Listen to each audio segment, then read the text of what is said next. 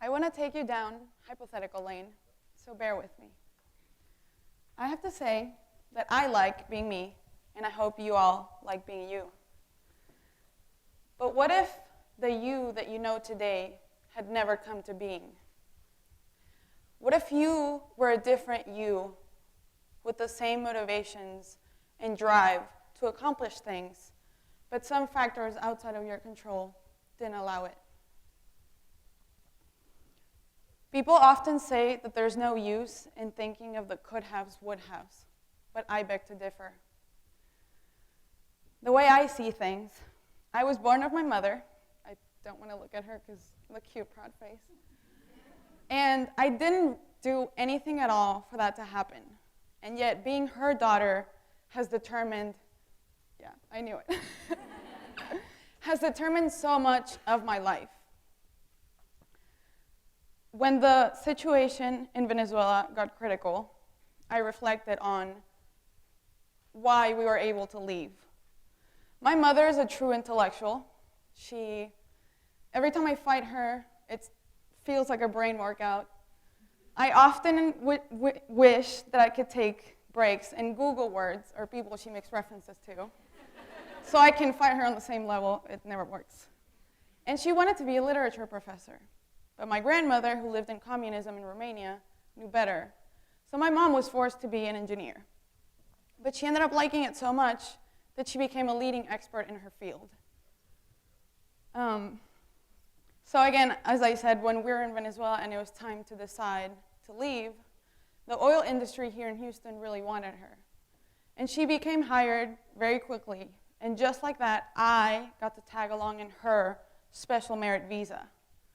So I escaped the misfortunes of Venezuela: crime, unemployment, human rights violations, fear, and food shortage that so many of my friends still have to face back home every single day.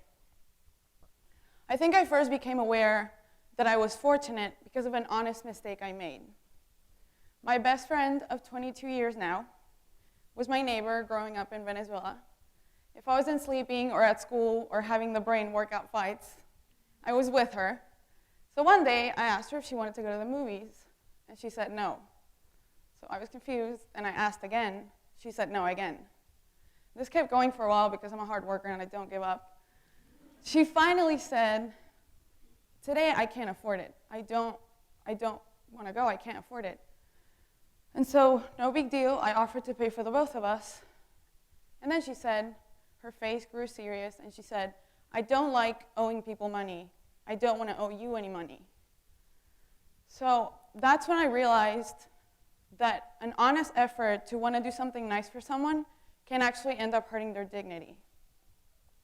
But we had a lot of green areas to play in for free. Our friendship was fine. A few years later, I listened to a speech that really put into words the way I felt.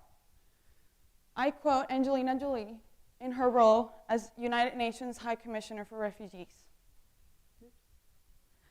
I have never understood why some people are lucky enough to be born with the chance that I had, to have this path in life, and why across the world there's a woman just like me with the same abilities, same desires, same work ethic, and love for her family, who would most likely make better films or speeches or TEDx talks.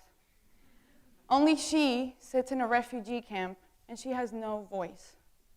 She worries about what her kids will eat, how to keep them safe, and if they'll ever be allowed to return home. I don't know why this is my life and that's hers. I don't understand that. But I will do as my mother asked, and I will try to do the best with this life to be of service to others. That speech really brought back to me those what-ifs that I mentioned before, the same what-ifs that we're so often told not to torture our minds with. So fast forward a few years, now I'm in college. My freshman year at the University of St. Thomas was filled with the usual things: free food, new friends, some homework. And one Friday night, I had some time to kill before I headed to a party, and I went to a lecture on campus. It was organized by a nonprofit.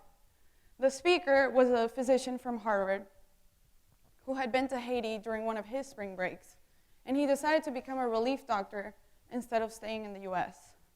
He kept explaining that these natural disasters and political misfortunes kept Haiti from developing.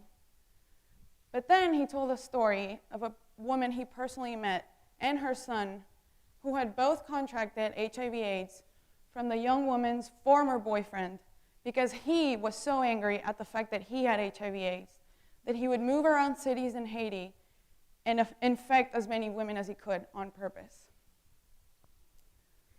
It really affected me, it really moved me, and even though I was crying in front of a lot of people, it was uncomfortable. I didn't want to leave the room. I wanted to listen to the entire thing. That's what empathy felt like for me that day. Listening to something really uncomfortable that I could have chosen not to listen to, but still wanting to be there. So at the end of the lecture, when my ocean of tears was a little drier, Austin Stanfield, who was in charge of the lecture, and his director, Rogelio Garcia Contreras, grabbed me, and Austin hugged me because I really needed it. And then Rogelio said, "You have a lot of feelings, but we need to put those feelings into something productive. You need to get on board with our program." So I did. Little did I know that I would be sharing my story on this stage 3 years later. Those what-ifs had come full circle. So let's talk about what the SCP is and what we do.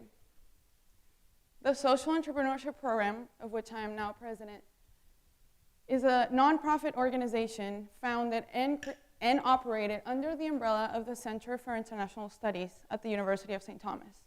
Our mission is to empower individuals who are stuck in the poverty cycle. When people are stuck in the poverty cycle, that means they can't ever make enough money to be able to save it and invest it into something bigger. That's because their lives are a daily struggle to meet their most basic needs. And I don't know about you, but when I'm hungry, I don't feel like starting anything new. I'm not actually very friendly at all. So what we do is transfer know-how and skills, and when possible, microloans, to struggling communities. We give the microloans to women because we believe that they're not only mothers, but they're stubborn leaders. No, I mean committed leaders.